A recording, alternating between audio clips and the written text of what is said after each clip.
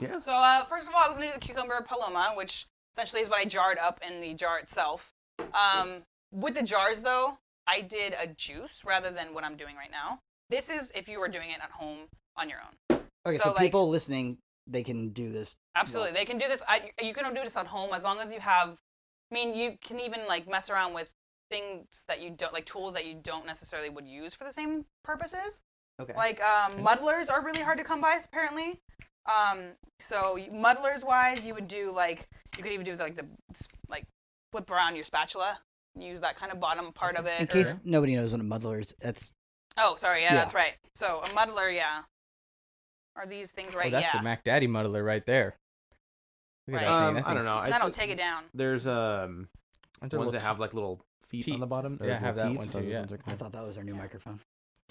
Yeah, so these essentially are hard to come by. I have one, obviously, but when it coming to being at home, like you don't really have these things. So you just use anything that you can kind of mush in, or you can just chop it up into small pieces, and the ice will kind of muddle it for you. All right. Okay. But first of all, I'm doing the cucumber paloma, so obviously cucumber. Put some of that in. It depends on how much flavor of the cucumber you want. Essentially, so you could put quite literally like the half of a cucumber and muddle it in there. It'd be really rich on the cucumber, but Spa day. I'm just squeezing lime. So another thing, like if you don't have a jigger, just kind of aim it out for the most part. I would put like about an ounce and a half in this since there's going to be about 3. There's 3 drinks that I'm making, or another ounce and a half, I guess. But it's like watching an artist.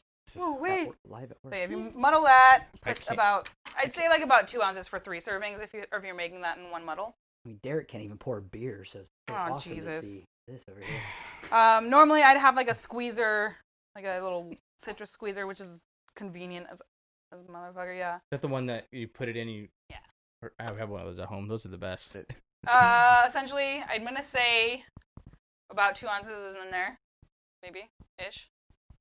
So there's that, and then that's Nobody when here is going big to old correct muddler you. comes in. Where did I put it? I believe you. If you could have said it's 13.5 ounces, I'd be like, oh yeah, totally. Absolutely. And then you just muddle that shit out of it. You. Do you guys like I like mezcal? I like mean, tequila. it's a nice smokiness to it, but that's my preference. Mezcal it is.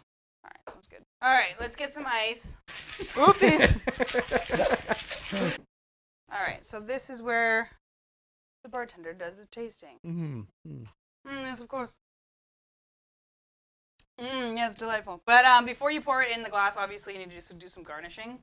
For example, some of your Tajin, your tajin right there.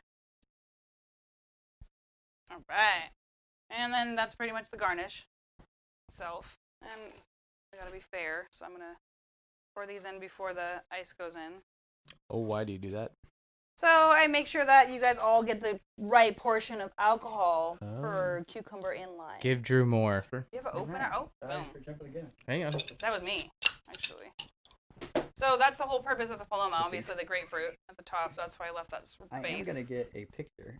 So, Bryce, and then stick yours closer. Or Derek. Boom. All right, sure, there we've you been go. going in circles for All right, thank the you. worst tour Boom, ever. boom. Yay! Thank you. All right, cheers. Yeah. Cheers, boys. To Paul